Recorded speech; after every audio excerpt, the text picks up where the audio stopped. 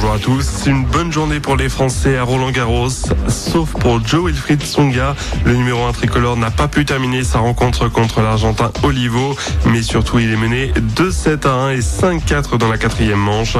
Le match doit reprendre aujourd'hui en milieu de journée. Heureusement, ça s'est beaucoup mieux passé pour Gaël Monfils. Il s'est débarrassé facilement de l'Allemand Braun en 3-7. Parmi les autres résultats, les qualifications de Murray, Kyrgios, Del Potro, Nishikori, Wawrinka, Berdych ou encore Isner. Dans le tableau féminin, Alizé Cornet et Caroline Garcia sont qualifiées pour le second tour. Exploit également de Chloé Paquet contre la Tchèque Pliskova. C'est fini en revanche pour Amandine Hess et pour Fiona Ferro. À suivre aujourd'hui le début du deuxième tour. Porte d'Auteuil, Dodin, Parmentier, Cornet, Mladenovic chez les femmes, Chardy, Gasquet, Herbert ou encore Pouille chez les messieurs. On passe au reste de l'actu sport maintenant avec le football et Lorient a son nouvel entraîneur et il s'appelle Michael Landreau. Il vient d'être nommé donc coach des Merlus relégués en Ligue 2 cette saison.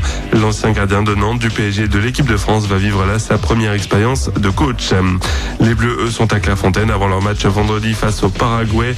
Kylian Mbappé est bien sûr là. Le prodige monégasque est passé par Roland-Garros avant de rejoindre l'équipe de France.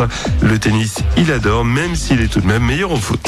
Ouais, j'ai joué un peu, mais c'était pas très bon. J'avais du peps, comme on dit, mais j'avais pas la bonne main, on va dire. Eux, leurs matchs peuvent durer bien plus longtemps qu'au foot. Et ce qui m'impressionne, c'est que vous êtes livré à vous-même, en fait. C'est complètement différent au foot où si vous faites une erreur, il y a le copain qui peut rattraper. Au tennis, si vous faites une erreur, il y a personne qui rattrape. Kylian Mbappé. Le basket, les demi-finales de Pro A. L'Asvel domine Strasbourg 74-72. Ce soir, l'autre demi-finale entre Chalon-sur-Saône et Paris-Levallois. Et puis un mot de vélo. Le Tour de France partira de Bruxelles en 2019. Annonce de Christian Prudhomme, le patron de la Grande Boucle. Cette année, le Tour partira de Düsseldorf en Allemagne. Il s'élancera de Vendée l'an prochain et donc de Belgique en 2019. Voilà pour l'actu sport. Je vous souhaite une excellente journée. L'invité du jour. Élection législative 2017. Et bien on commence notre tour d'horizon des différents candidats sur la deuxième circonscription de l'Allier. Avec nous en studio ce matin, Jean-Pierre Fournier, bonjour. Bonjour et merci de nous avoir invités. Vous pouvez vous rapprocher juste un petit peu plus du micro. Vous êtes candidat sous l'étiquette du parti de Jean Lassalle. Résistons avec nous également dans ces studios. Jean-Jacques Jumeau, bonjour. Bonjour. Vous êtes donc le suppléant. Vous êtes vous de Lignerolles. On va commencer par vous présenter déjà. Originaire, habitant d'Ide en tout cas, c'est voilà, ça? Donc moi je suis à Ide, exploitant agricole avec mon épouse. On élève des bovins, des vaches. Et j'ai 51 ans, 3 enfants. D'accord. Un passé en politique, un engagement un petit peu, puis syndical aussi, que j'ai laissé tomber il y a 1 an, parce que je trouvais justement que plus rien ne passait et qu'on n'évoquait pas les problèmes en profondeur. Jean-Jacques Jumeau, un petit mot également pour vous présenter. Vous êtes donc le suppléant. Oui, donc moi je suis suppléant de Jean-Pierre dans la vie éducateur spécialisé. J'ai 54 ans, novice en politique totalement pour moi, mis à part des brefs petits rôles. Voilà. Qu'est-ce qui vous a poussé finalement à vous engager dans cette campagne sur les législatives? Alors, en ce qui me concerne, j'avais un petit peu lâché prise et puis on a eu la chance de rencontrer Jean Lassalle cet automne pour moi à Courpierre pour l'avant-première d'un film. Et donc j'ai vraiment on a vraiment sympathisé et tout et puis apprécié les valeurs de l'homme. Des valeurs humanistes, des valeurs aussi de défense du territoire rural, de l'agriculture. Donc c'est lui finalement qui vous a donné envie de vous réengager. Il y a eu un déclic politique, je vais dire, pour me réengager. D'accord. Parce que la situation aujourd'hui vous paraît difficilement tenable. Il y a des choses qui doivent changer, en tout cas. Il y a des choses qui doivent changer. Alors en ce qui concerne, je parle un peu au niveau de l'agriculture. Bien sûr, on va en parler dans un instant. Et puis les territoires ruraux, les petites communes, toutes les petites écoles qui ferment. D'accord. Voilà, la santé aussi. La santé c'est très important. Il y a des sous-effectifs. Enfin, on en reparlera. On va parler un petit peu de toutes ces thématiques. Donc, vous avez officiellement entre guillemets l'investiture du parti de Jean Lassalle, même si oui, sans problème. Sans problème évidemment.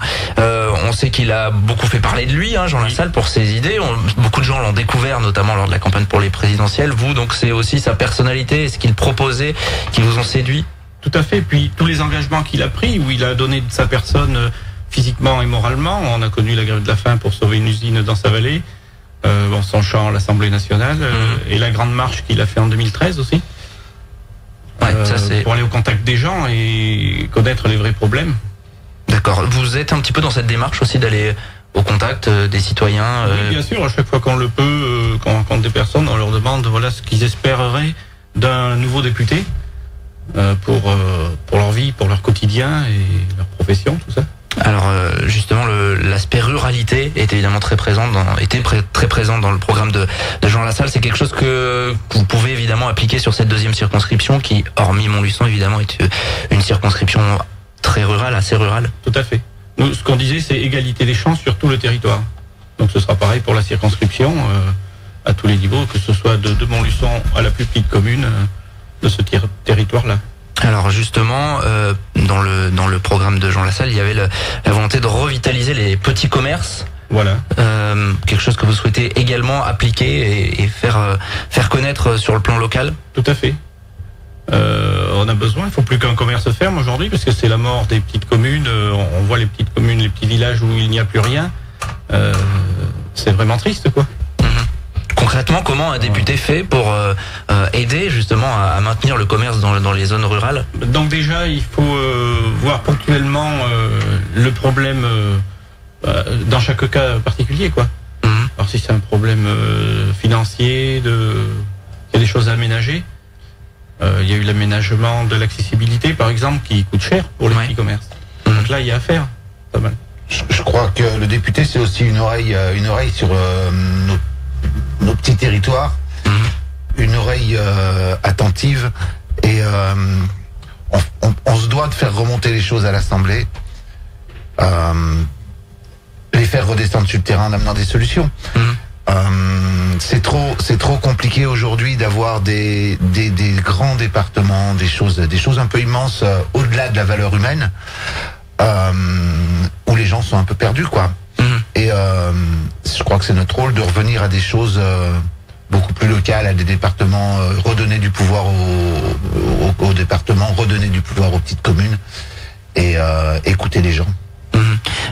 Autre thématique évidemment, vous êtes bien placé pour en parler, c'est l'agriculture. Vous étiez hier notamment à ce rendez-vous initié par la FNSEA, les jeunes agriculteurs. On sait que pour le département c'est quand même un secteur économique très important, et sur la circonscription également. Qu'est-ce que vous comptez faire? Quelles sont vos propositions en matière d'agriculture? Alors moi déjà, on écoute beaucoup dire dans différents programmes qu'il faut changer de système d'agriculture. Sauf que quand vous voyez tous les problèmes de trésorerie qu'ont les agriculteurs, on ne peut pas leur demander de changer de système comme ça, parce que ça coûte très cher de changer de système. Et je pense qu'il y a des mesures d'urgence déjà à mettre en place. Moi, ce que je proposerais, c'est déjà une loi, un plan de désendettement de l'agriculture. Parce que on peut pas faire autrement que d'en passer par là. On l'a fait pour les banques en 2008, elles se portent bien aujourd'hui, les banques. Ouais. Donc, pensez qu'on peut agir de la même manière auprès des... peut-être aider l'agriculture à s'en sortir mieux aussi aujourd'hui. Et une fois que les exploitations sont désendettées, alors après c'est là où on peut voir. Après on peut pas aller contre la conviction de l'agriculteur. S'il a envie de faire une production, on peut pas l'obliger à en faire une autre ou travailler différemment.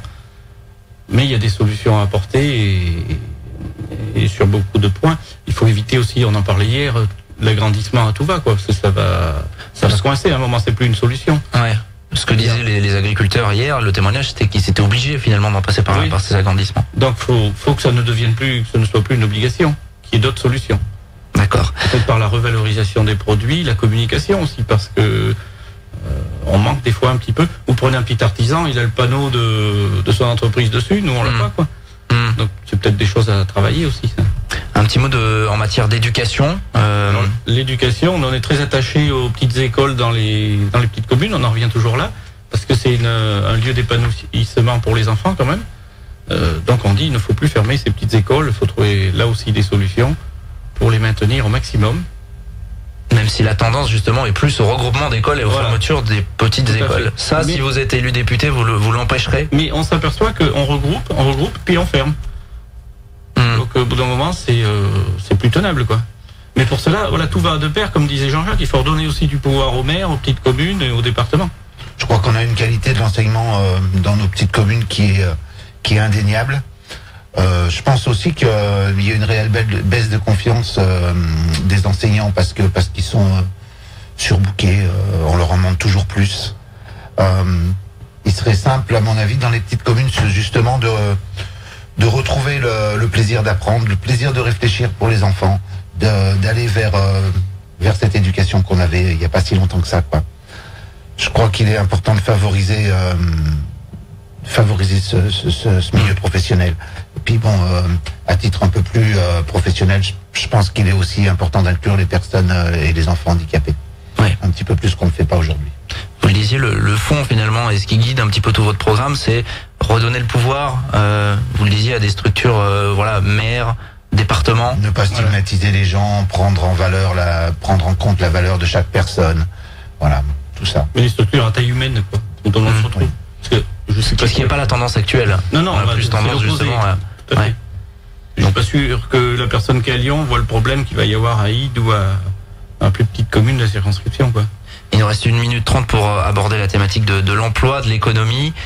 Quelles sont vos propositions à la matière sur un bassin, une circonscription, on le sait, très touchée par le chômage?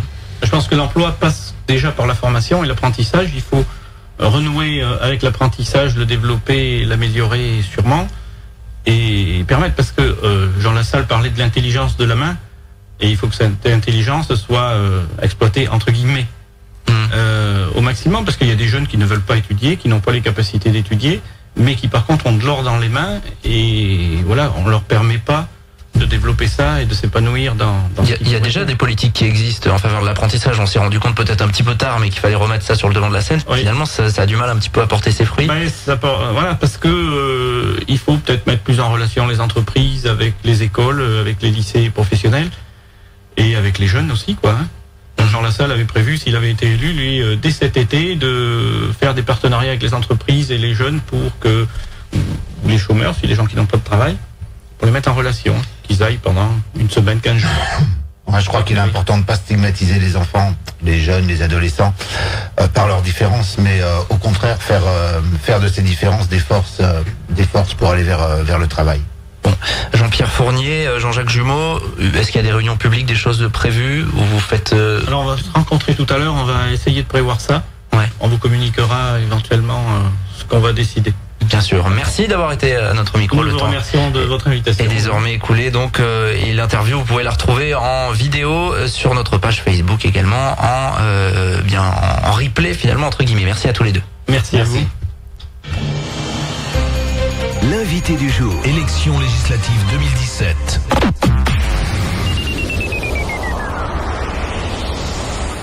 Votre agence Élise Avenue vous propose sa rubrique immobilière. Bienvenue dans votre rubrique immobilière sur RJFM. Aujourd'hui, l'agence Élise Avenue vous propose Melusson, appartement F2 de 45 mètres carrés à 2 pas des commerces aux faibles charges de copropriété, cave et parking. 42 000 €. Un ancien hôtel-restaurant avec un fort potentiel et de merveilleux volumes. Séjour, 6 chambres, une superbe terrasse couverte, cave voûtée, à voir pour 145 800 €. Notez que les prix indiqués dans cette rubrique sont frais d'agence inclus.